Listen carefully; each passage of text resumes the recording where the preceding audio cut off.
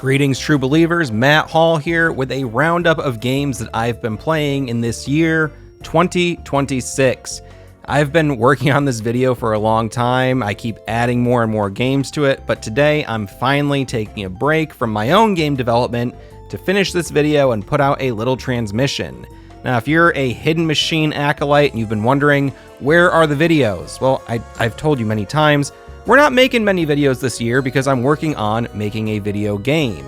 And if you're curious to learn how that's going, over on our Patreon, we've been posting exclusive behind-the-scenes updates every week that show the process and iterations and all the little things making this game into a reality.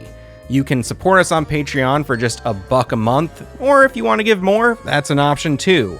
Now, in terms of videos on this channel, we do have a new episode of Yeah, I've Played coming out soon, and I do expect to be covering Control Resonant in full. But for now, let's get into a roundup of all the games I've been spending time with in 2026. I don't have a ton of time for gaming because, again, I'm working on my own game, but I gotta still play some games, and these are the games I've played. Metal Garden is a first-person shooter that can be completed in about an hour, but you can get a bit more time out of it if you want to explore everything. The game has a cold, lonely atmosphere, with visuals and gameplay reminiscent of the mid-2000s. The most unique thing about this game is that damage taken by the player applies to specific body parts, and injuries that the player sustains will affect their abilities in combat and navigation. While injured, things like sprinting and aiming will be impacted until you get to an auto surgery unit. These units have a limited number of charges, and each charge can heal one injury. I've only played the first 2 or 3 hours of Halo, but the combat in Metal Garden really reminded me of my time with that game.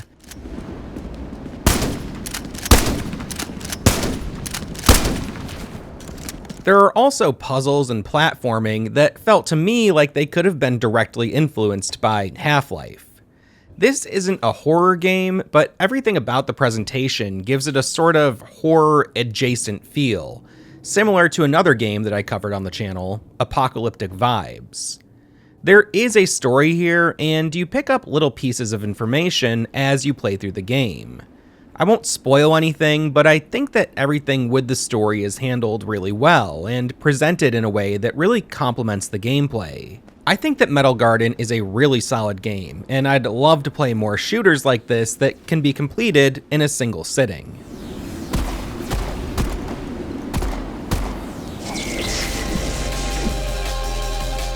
Ruin Beast City is a game that caught my eye a while back due to its striking visual similarity to Killer 7, which is one of my favorite games of all time, if not my absolute favorite. This game is coming from a fairly seasoned developer who has self-published 4 other games that also share some visual similarities with Killer 7. However, Ruin Beast City takes things a step further, with the game's protagonist looking like a mix between 2 of the lead characters from Killer 7. It's clearly Suda-51 worship, with the Steam page even referencing Kill the Past. Now, the game isn't out yet, but there is a demo available. The visuals are solid, and the gameplay is pretty good, but the demo left me with mixed feelings. This is a game that focuses on boss fights, with the player using a sword, a gun, blocking, and dodging to tackle their opponents. The demo opens with a small walkable area that leads to your first boss fight. In Killer 7, the player moves on a track, and you just hold down a button to move forward on that track. This area before the boss fight was clearly leading me toward a certain path with its camera placement and invisible walls, but I was still given full agency to walk all around the environment. I quickly realized that exploration was likely pointless, but because I was still allowed to explore, I continued to do so, just because I didn't want to miss anything.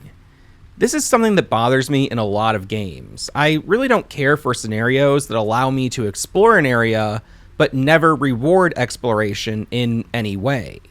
And in many cases, exploring too much can reveal areas where the player can get stuck or bump into awkwardly placed invisible barriers. In my opinion, if you're going to take this much from Killer 7, you might as well go a bit further and adopt the on-rails movement for these non-combat scenarios. If there isn't going to be any reward for exploring these areas or any incentive to really check them out, moving the player along a track would streamline things and allow for a very curated sort of mood setting before encountering a boss. I mean, it worked perfectly for Killer 7, and in Ruined Beast City, I think it could provide a striking contrast to the boss fights, which really push the player to move around as much as possible.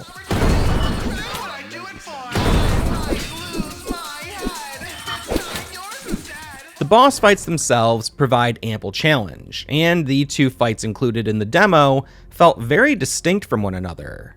I don't mean to pick this game apart too hard, but I have been keeping an eye on it since it was first announced, so I feel somewhat invested in it.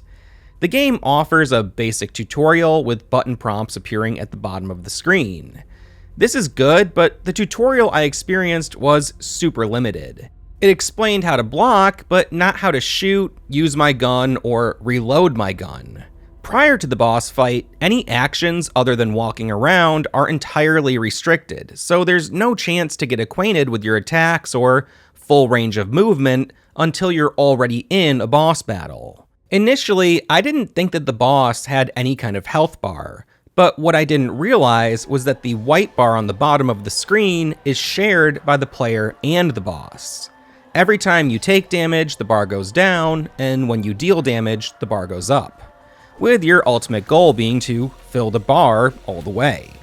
This totally went over my head, but the developer was kind enough to reply to my Steam review of the demo and explain it to me. In their response, they also assured me that the final game will have a more complete tutorial. Even though the presentation in this demo is highly derivative of Killer 7, I think it looks great. The whole thing is super stylish from top to bottom, and I think the soundtrack is awesome. The demo has a lot of potential, but I would love to see the game get a lot more playtesting and polish before it sees an official release. Hey, watch out! There's something right here.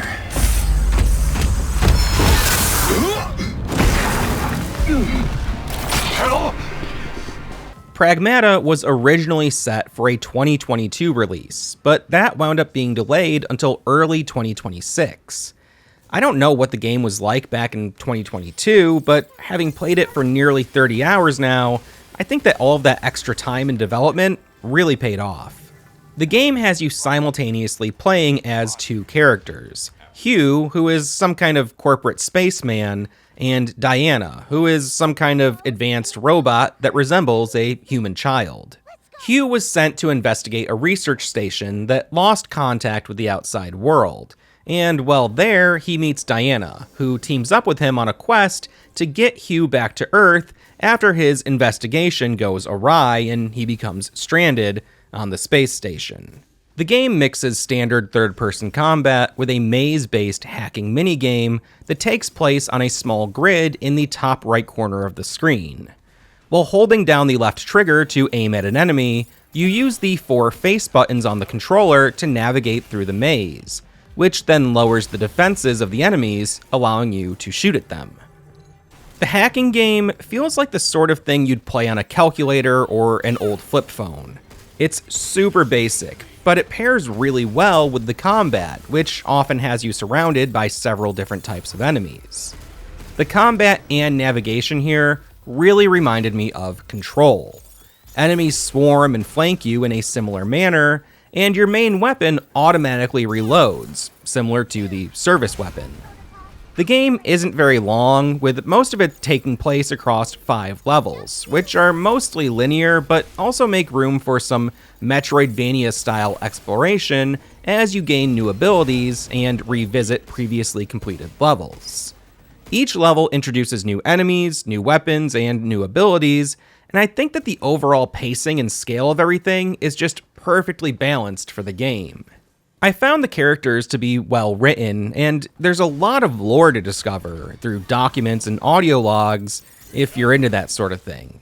That said, to be honest, the story itself really didn't do much for me. I found the last 10 minutes or so to be the most impactful and interesting part of it. But everything else felt like it was just recycling a lot of well-tread sci-fi tropes, with very little drama, intensity, or anything especially unique or memorable thrown into the mix. Despite that, the game had me totally hooked. The gameplay is really at the forefront of this one, and it isn't slowed down at all by long, unskippable cutscenes or anything like that.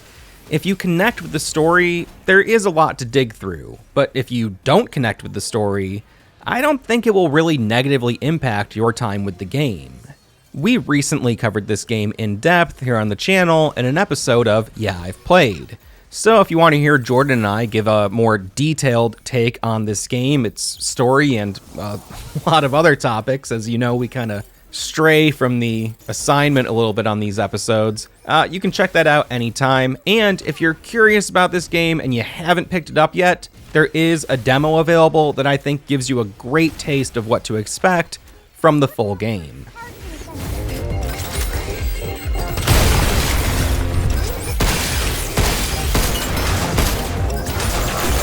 Be careful!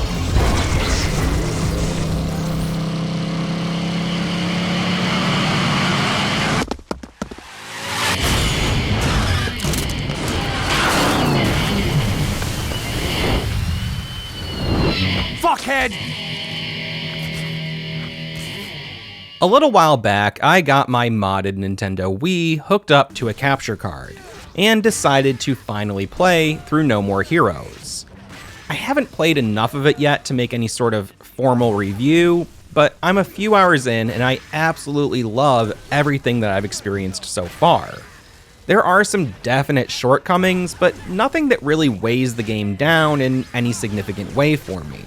And this brings me to another Suda51 game that I haven't played enough of yet, which is Romeo is a Dead Man. This game is so stylish, and if you have ever enjoyed anything from Suda51 and Grasshopper Manufacture, you're probably going to love this game. It is killing me that I haven't been able to play more of it yet, but it's clearly made by a team who have a deep love for video games and the history of games. They blend so many interesting styles and ideas here, and I know that this is in line to become one of my favorite games ever made, once I can find time to actually finish it.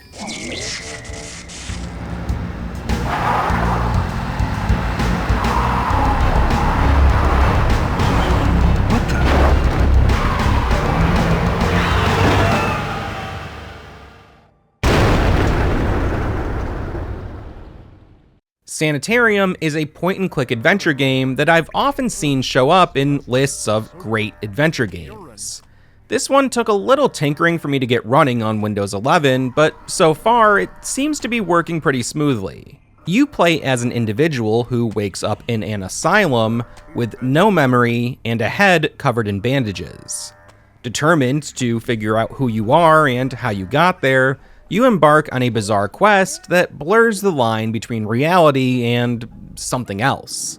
I've been meaning to play this game for many years now, and while I was initially really excited to get into it, by the end of the second chapter, I became skeptical about whether or not I would finish it. The game looks great, it's really well written, and the sound design and voice acting are tight, but there are two major flaws for me. One is combat. I don't think that point-and-click games should ever have combat, and I don't know if I've ever played one that really benefited from having combat. I'm thinking of games like Harvester, where... Anyway, I found the combat in Sanitarium to be really frustrating and difficult to control. The other flaw for me is the fact that some things I have to click on are almost impossible for me to see. There were a few times where I was stuck, and even though I knew what I had to do, I just wasn't clicking accurately enough to make it happen. I really don't like looking up walkthroughs for games like this. I want to be able to complete them on my own. So being unable to progress, even when I'm sure that I have the solution to whatever problem I'm facing, is really frustrating for me.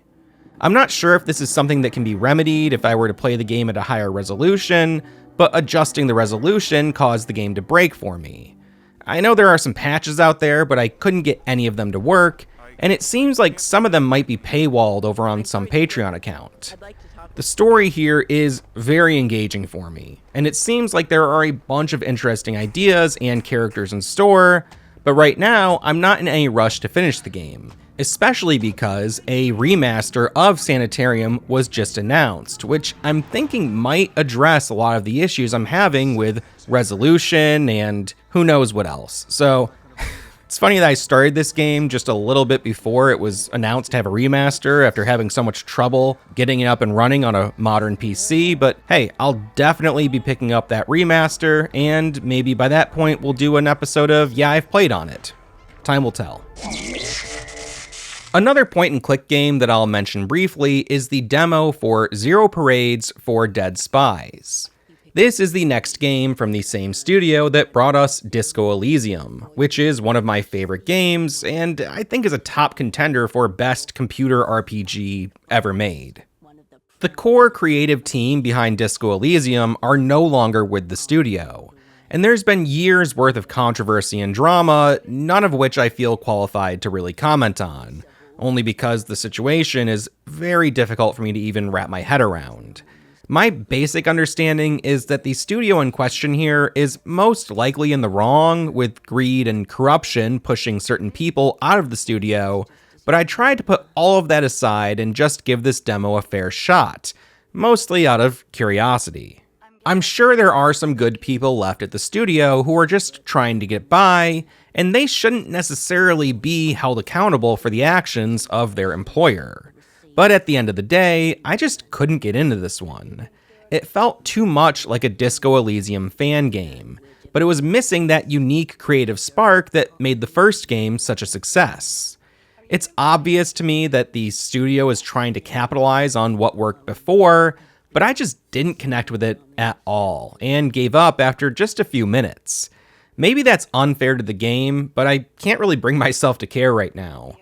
I think that I'm going to give this one some time and revisit it again in a few years when I have a fresh perspective and maybe Disco Elysium isn't so fresh in my memory, but I'm not rushing to get that done. Half-Life Element 64 is a mod for Half-Life that attempts to make it feel more like a Nintendo 64 game, with GoldenEye being the one that immediately came to mind while I was playing with it. I think that it's a neat idea, but personally, this really didn't do it for me. I gave it a shot, but I don't know, I just didn't have any fun. On a similar note, Agent 64, Spies Never Die, is a recently released game that is a straight-up tribute to GoldenEye on the Nintendo 64. There has been a demo available for several years now, and I've covered it on the channel at least twice, and I recently picked up the full game. Now, going from what I've played, I've only gotten through the first handful of missions. It's not going to break any new ground. It's really just doing GoldenEye. But I've played a bunch of similar games that attempted to do what GoldenEye did, and none of them have really been as fun or as tight as what I've experienced with Agent 64. Levels in the game might feel relatively short, but in order to unlock new levels, you have to go back and replay the old levels at higher difficulties, which gives you new mission objectives and other goals, and then you get tokens that are used to unlock new missions and other content in the game. I could see that being frustrating for some folks who just want to get on with it and go through, but I think this is a great way to kind of recontextualize an older style of gameplay that some modern gamers might just rush through. It makes things more about really getting good at the combat, navigation, and gadgets, and putting your skill set to use in a meaningful way, where playing the game means you get to play more of the game. There is an online multiplayer component here, the deathmatch, similar to the classic deathmatch in GoldenEye 64. I haven't gotten too deep into that because I'm very bad at it. I used to be good at GoldenEye when I was 8 years old, but somehow I've lost all of those skills.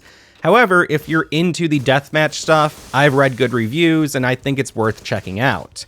Anyway, this really isn't doing anything new in my opinion. It feels almost like an add-on or DLC for the original GoldenEye, but I'm having a ton of fun with it.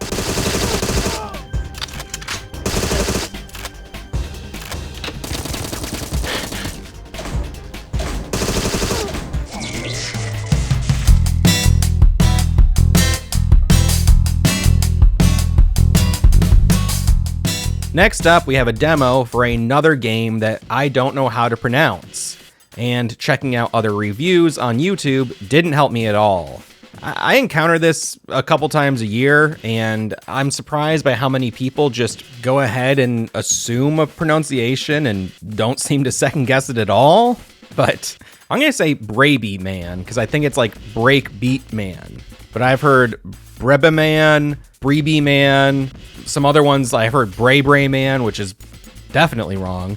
Regardless, this is a unique sort of shoot 'em up that has some visual similarities to Pepsi Man. The game is built around breakbeats. You have 2 discs which you can fire at enemies.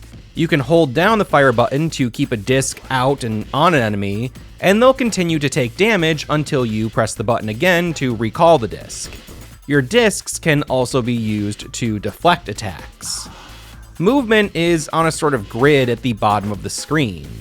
This has elements of a rhythm game, but it's not really a rhythm game in the traditional sense. It's sort of a shoot 'em up, beat 'em up played on top of a rhythm game. It's hard to explain, but it's really charming, and I think the demo is worth checking out.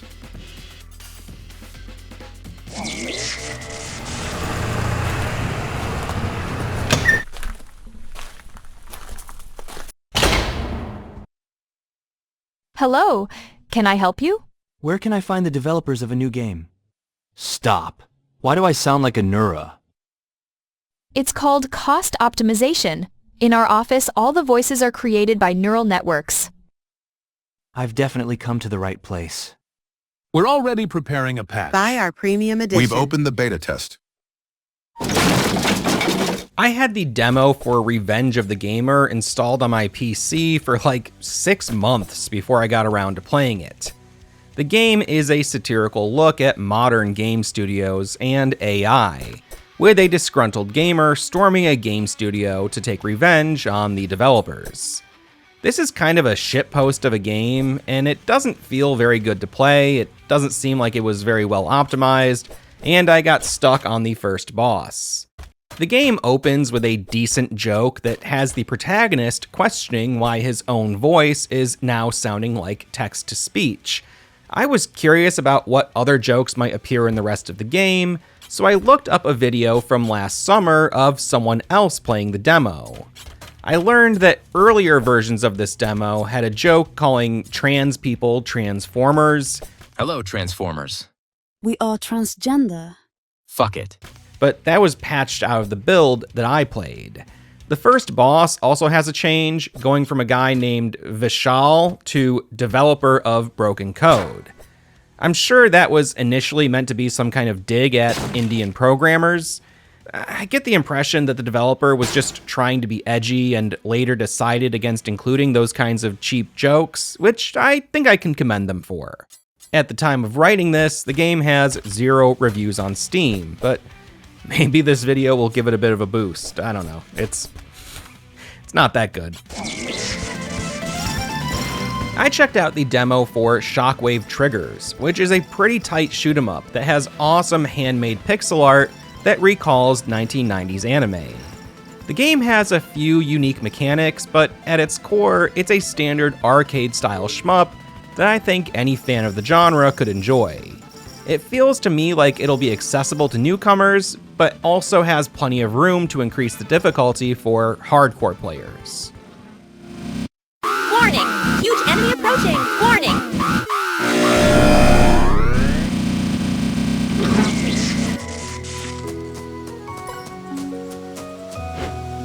Dracamar, and I will say that I am totally guessing again on the pronunciation there, is a 3D platformer in the classic style. I played the demo for this game, and although I was skeptical about it due to the art style, I wound up having a great time.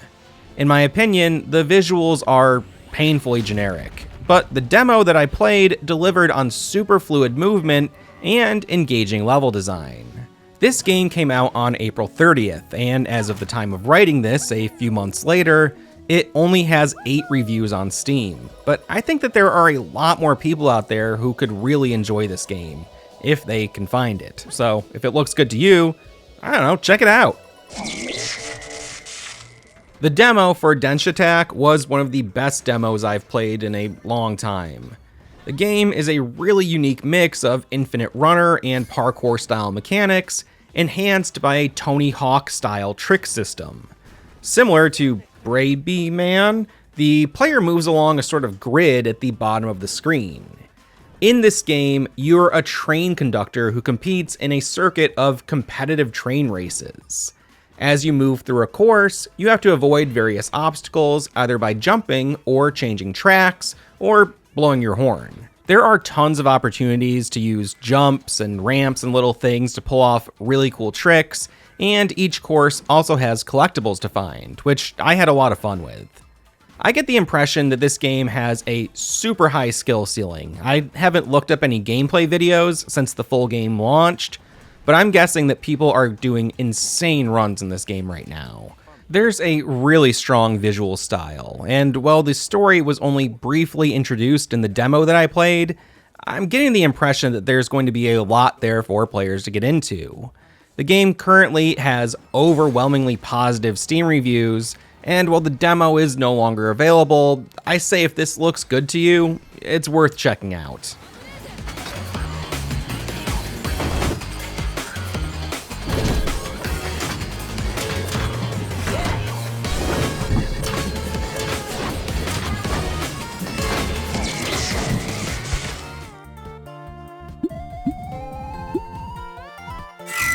Ballionaire is a game that I became totally obsessed with for a few weeks this year. I enjoyed the demo quite a bit when it first dropped, but I waited a while to pick up the full game.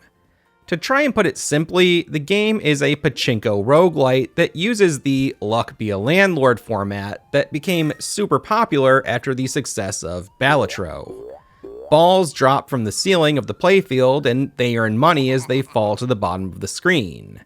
The player has to earn a minimum amount of money to progress to the next round. As you play, you unlock all sorts of charms that you can place on the playfield, with each one having some kind of unique behavior, and all sorts of ways that they can synergize with other charms and types of balls. The game presents a really solid mix of strategy and entropy. I found it to be a really compelling loop, and if you're into these sorts of gambling-influenced roguelites, you should definitely at least give this demo a shot, but be warned, it might be really addictive. Subjectivation is a first-person horror adventure game that is currently in development. I played the demo when it dropped earlier this year, and I found it to be a really solid effort. The game reminded me a bit of titles like Amnesia or Soma, but it definitely puts its own spin on things. Utilizing a mix of exploration, puzzle solving, and stealth, players make their way through a mysterious facility while steadily learning a bit more about the cryptic situation that they find themselves in.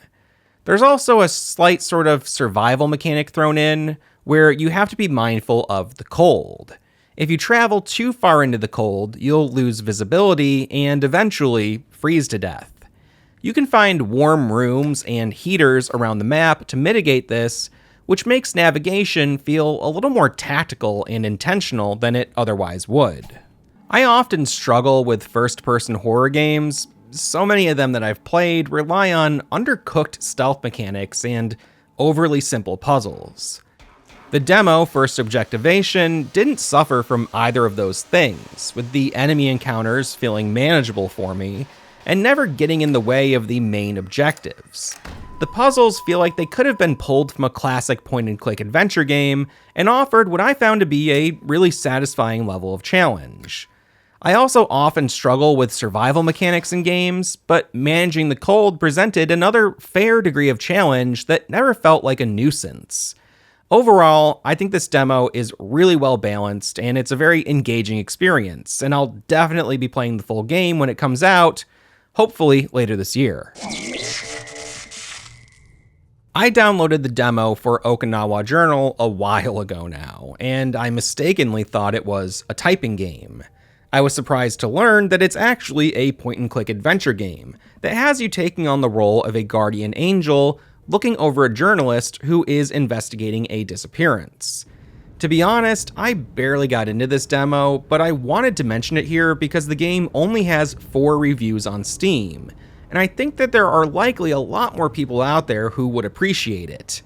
I wasn't quite ready to dive into an adventure game when I tried it out, but I saw enough promise in the opening of the demo to want to return to it in time.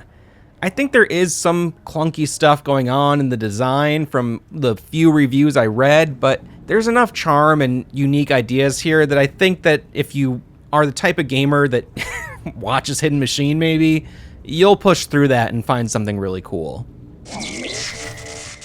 Another demo that I checked out was Obey the Insect God, a game that launched in April of this year. It's a throwback to a particular type of platformer, and it features digitized sprites that are reminiscent of games like the original Mortal Kombat. There is a certain lack of polish in some of the menus and UI, but this was clearly a very ambitious project made with a lot of love. There is a ton of story and lore in here, and a really well-developed world. I found the demo to be pretty difficult, but no more difficult than a lot of the 90s era platformers that it's taking its style from. I don't think this game is going to be for everyone, but if you have a fondness for 90s gaming, especially some of those punishingly difficult action platformers that came out back then, you should definitely give this demo a try. Speaking of 90s games, I recently fired up a few Sega 32X ROMs. First up was the prototype build of X-Men Mind Games. Now this game was never finished or released, but the prototype did wind up online, and I've always been curious about it because it looks really cool. I love the visual style here. It's a sort of 3D beat 'em up where you navigate a maze looking for buttons to press. I'm really not sure how well the full game would have done if it had ever made it to market, but it does have, like I said, a really cool look. And that's about all it's got going for it, at least in this prototype. Next, I tried another superhero game, Spider-Man Web of Fire. This is another game that looks great, but didn't quite deliver on the gameplay for me. It's an action game that has Spider-Man crawling and swinging around a city being terrorized by supervillains. As far as early Spider-Man games go, this isn't the worst one I've played, but the premise wore thin by the end of the first level. Still, I love the look of this one.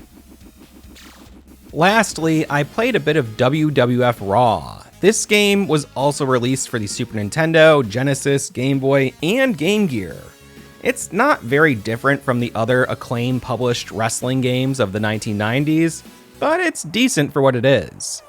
A real highlight for me here is hearing the digitized versions of the entrance themes for each wrestler, including the original theme for Diesel, also known as Kevin Nash later in time, which is just the sounds of a diesel truck.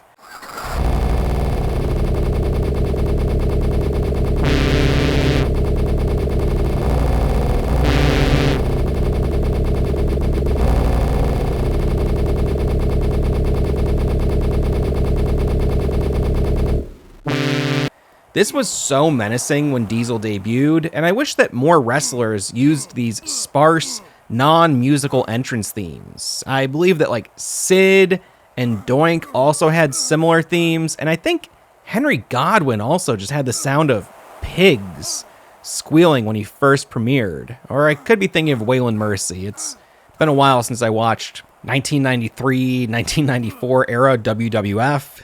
But it was a cool idea that I haven't seen a lot of people do since. Another cool thing about this game is that you can play as Luna Vachon, who is one of my favorite personalities from the world of wrestling. I think that the little details here, like the items you can find outside the ring, a pretty well animated crowd, and the commentary team are all really charming. The foreign objects, the weapons, items that appear outside the ring, I think they're randomized, and during one match there was a bucket, which seemed to be something the creative team at WWF was really into back in the 90s. Doink the Clown would often throw buckets of confetti or water at people, and not long after that we'd see Henry O. Godwinn with his bucket full of slop. I love the 1993 to 1994 era of WWF. They were trying a bunch of stuff while transitioning into what would eventually become the Attitude Era, and this game is a great interpretation of that time. Sticking with the theme of 90s style games, Cease and Desist is a new game coming out for the NES. There's a demo available right now, which you can play in your browser or through an NES emulator. You can also pre-order a physical copy that will play on your NES or equivalent hardware. This is a really tight, old-school arcade-style beat-em-up that remixes and reinterprets visuals and sounds from all sorts of media, hence the cease and desist. The developers are doing a great job of getting the most they can out of the old hardware, and I'm really excited to check out the full game. This one offers a lot of fun, both in gameplay and in just seeing what crazy stuff will show up next. I'd say definitely give this one a shot. The game will eventually hit Steam, but for now you can play the demo over on itch. Replaced is a cinematic platformer that came out in April of 2026, and I've been having a great time playing through it on my Steam Deck. Now, I haven't picked it up in a little while, but I got right up to the end of the game and I just haven't finished it. That's something that I do with so many games, and I'm not sure why, but regardless, I don't really want to spoil anything, and I've been playing on my Steam Deck, which doesn't really capture great footage, so I'm just showing the trailer here. The game builds on the foundations established by titles like the original Prince of Persia, Blackthorn, or Flashback, but it modernizes things with a brilliant looking visual presentation and what I found to be a really solid combat system. This is another game that I don't think will be for everyone, but if you've ever enjoyed a cinematic platformer, then you've got to give this one a shot. I think it's a great modern reimagining of the genre. There's a really solid mix of puzzle solving, platforming, and combat, with tons of lore and story stuff to get into, and I just think it looks so good. I really dig this game. Before starting Replaced, my Steam Deck was being used almost exclusively to play Brotato. I first covered the game briefly back in 2023, but at that time, I hadn't gotten very far into it. Last November, I picked it back up, but found myself struggling to even complete a run. Once I figured out how to really balance a build, I started clearing runs, and as of a few months ago, I got every single achievement in both the base game and the DLC. This is a game that is very similar to Vampire Survivors, but there's a much stronger focus on the nuances of your character build and stats. The game took me quite a while to get into, but once I did, I played it pretty much every day until I cleared all of its challenges. The game has gotten a few really solid updates since it was first launched, even a few since I got all of the achievements, and it seems like more updates are on the way. If you're into this type of game, now is a great time to give Brotato a shot. It looks very simple, but it's way more complex than it first lets on. Now, for the sake of full transparency, I started working on this video back in May of this year, and it's now almost September. And I've played a lot of games since finishing this script that I haven't written up full mini reviews for. And a lot of those games are games that I've been playing on my Steam Deck, a system where I don't really have a great way to capture footage. The Steam Deck can record gameplay, but when I put it on the PC, it just doesn't really look very good, and it shows a lot of the imperfections. It makes games look a lot worse than they actually look running on that tiny little screen. However, some of these games are really, really good. I want to mention Mina the Hollower, which is a game that I picked up in a bundle with Mewgenics.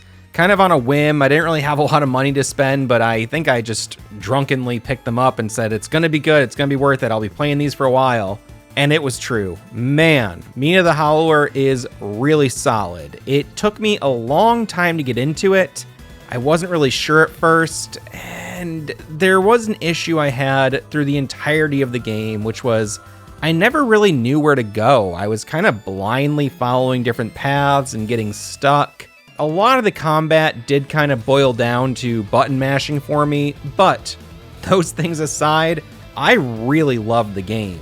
There are some flaws, but as far as a Zelda-style 2D Game Boy throwback kind of adventure RPG thing goes, it's pretty damn good. A lot of fun exploring all the little secrets and side quests and going into every little nook and cranny. Even when it was confusing, it was really rewarding, and that game really blew me away. Highly recommend it. I also said I picked up Mewgenics in that same bundle. This is the latest game from the creator of Binding of Isaac, a game that I have thousands of hours in. And I remember learning about Mewgenics, I feel like 12 years ago or something, and it was in development for a really long time. Well, the game is finally out, and in my opinion, it totally delivers. It's a roguelite RPG that uses turn-based tactics-style combat. You know, it's all on a grid, and you have a set number of action points and moves you can make per turn. And that is paired with a sort of cat breeding simulator where you have a house and cats will either come to you, or you'll find cats on your adventures, or you'll breed cats. Cats will have babies, and the basic stats of your characters, you know, all your RPG stats, are passed down through birth. I'm not super into the breeding aspect of it. I know there's a whole sort of meta game there that you can get really deep into. For me, I just kind of do what I can to get decent stats on the cats, and my focus is really on the combat exploration and going through all these different maps. Each time you complete a biome, it opens up a new one, and there is a lot of content here. There is a lot to discover. I really am having a great time with this game, and I could see myself playing it for a very long time. The combat is difficult. It's a hard game, but as you get into it and you learn a little bit more about the nuances of each scenario you might encounter, you find ways to get around it, and it's really satisfying when you can complete a run, and you just get this great combination of cats and abilities that let you feel powerful and like you could take on anything the game has to offer. Unfortunately, after you complete a run, cats can't go back on a second run. They're done. Now, they could be used for a special sort of boss encounter that will happen periodically through the game if they live long enough to get there, but I'm getting too deep into the weeds now. Let's just say if you like RPGs, turn-based stuff, and you've liked any of McMillan's other games in the past, like Binding of Isaac, and the sort of humor, depth presentation of those roguelike experiences he's made, Mewgenics is going to be something that you'll probably really love. Another game I really want to highlight is Neon Chrome. This is a pretty standard top-down roguelite bullet hell game, twin-stick shooter, but there's something about it that just really connects with me. The presentation, the pacing, the sound design, the weapons, everything just really works. This game isn't really breaking any new ground. It feels like many other games that have come before and after it, but for this style of game, I think it does it really well. I first picked it up on my Xbox One a number of years ago, pretty much got 100% of the achievements on it, and then recently I saw it on sale on Steam, and I said, you know, that would be fun on the Steam Deck, and it has been. I love this game and would recommend it to anyone who likes arcade-style top-down shooters. A few other roguelites which I had brief love affairs with this year would include CloverPit, which is a slot machine-based roguelite, which might seem like a really goofy idea, but once you play it, you realize that this is another game that mixes entropy and strategy in a really interesting way. I did eventually hit kind of a wall with the difficulty where I couldn't get any further. I couldn't really unlock some of the final achievements in the game, but I got a lot of satisfaction out of this one, and there is a DLC for it that I haven't yet picked up, so I know there's more for me to discover, but for what it's worth, if you're a fan of these kind of gambling-style games, CloverPit is another one that I would strongly recommend. Super fun trying to figure out how it all works and the best sort of synergy of items and upgrades and choices. And there's some really fun mystery, lore, puzzle stuff, kind of meta game going on as well that I think some folks watching this channel will really enjoy. This year I put almost 40 hours into Rogue Legacy, a game that I've known about for a long time. When we first started the channel, this was one of Andrew's favorite games, and I think we covered it in an early episode of Have You Played? I never really got into it. I tried many times over the years, and I knew this was a really popular game that had a strong fan base. And there was something about the humor that didn't really click with me, and the presentation and the gameplay just didn't come together in a way that kept me engaged the first few times that I booted it up. But on the Steam Deck, somehow that put it in a different context for me, and I wound up really having a great time. Now, this is another game where I got about 65% of the achievements, and then hit a wall where I go, I can't really go any deeper. Things became a little too repetitive, a little too predictable for me, and I didn't really feel like going all the way on every little thing the game had to offer. That said, I did complete a lot of successful runs and had a great time, and getting nearly 40 hours out of a game like this, that's nothing to sneeze at. So, Rogue Legacy finally won me over, and I'm glad it did. If you've never played it, it's a pretty standard 2D action platformer that I think takes a lot from games like the Castlevania series in terms of movement and item types, and it puts it through the roguelite filter. So each time you do a run, you get a new character who has various stats, debuffs, buffs, and weapons, and you see how far you can get through a series of increasingly difficult levels, each one having their own boss. And it's overall a really satisfying experience if you're someone who's into that older style 2D action platformer thing. If you like the humor in the game, there's a lot of it. Personally, I thought it was kind of a little too goofy for me in some ways, but overall, a really solid game, and I'm looking forward to checking out the sequel. And the third roguelite that I played a bunch of this year on the Steam Deck was Tainted Grail. Now, this is another game in the Tainted Grail series, not to be confused with Tainted Grail, the Fall of Avalon, which is the Elder Scrolls style game that came out earlier this year that I've covered a few times on the channel.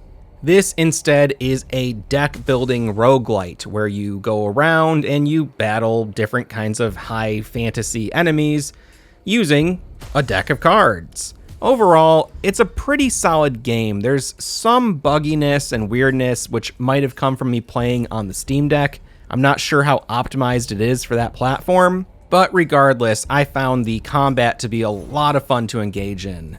I'm not a huge fan of deck building games. I've just not gotten super deep into them, and honestly, I've had more fun in the past playing actual card games, but some of those are so prohibitively expensive to get into that I don't really ever try, at least not anymore. There is a surprising amount of depth here with different side quests and NPCs you can encounter, and as you meet different people in the world, you can bring them back to your home base, and they help you to kind of build up your stats in your village and offer different items and upgrades and all sorts of things. So it's got this incremental roguelite strength building sort of thing going on, but that's mixed with sort of traditional RPG elements and exploration.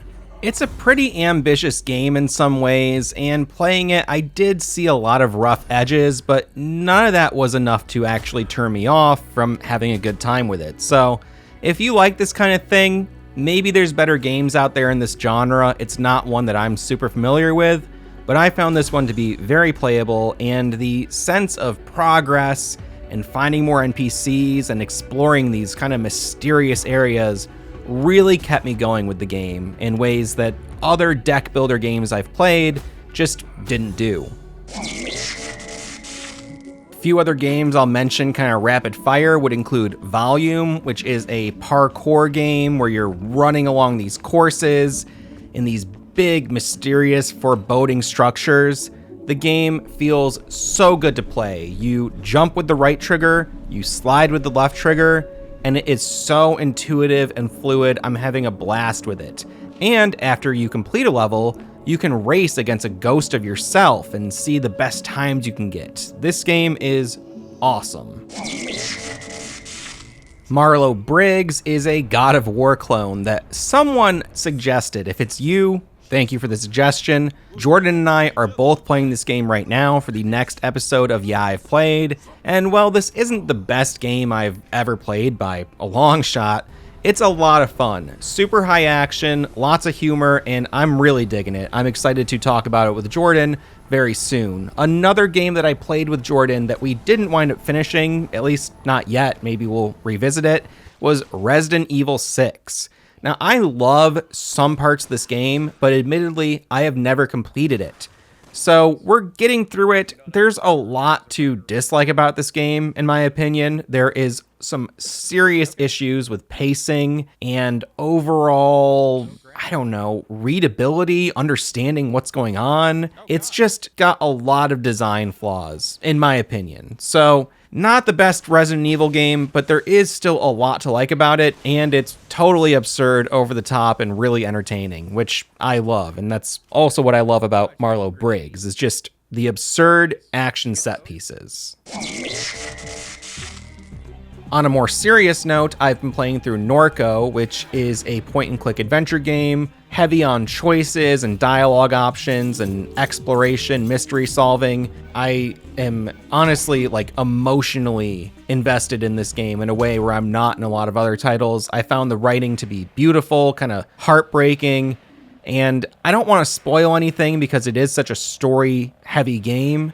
But man, I am so impressed with NORCO. I put it off for so long, and I've been really savoring my time with it.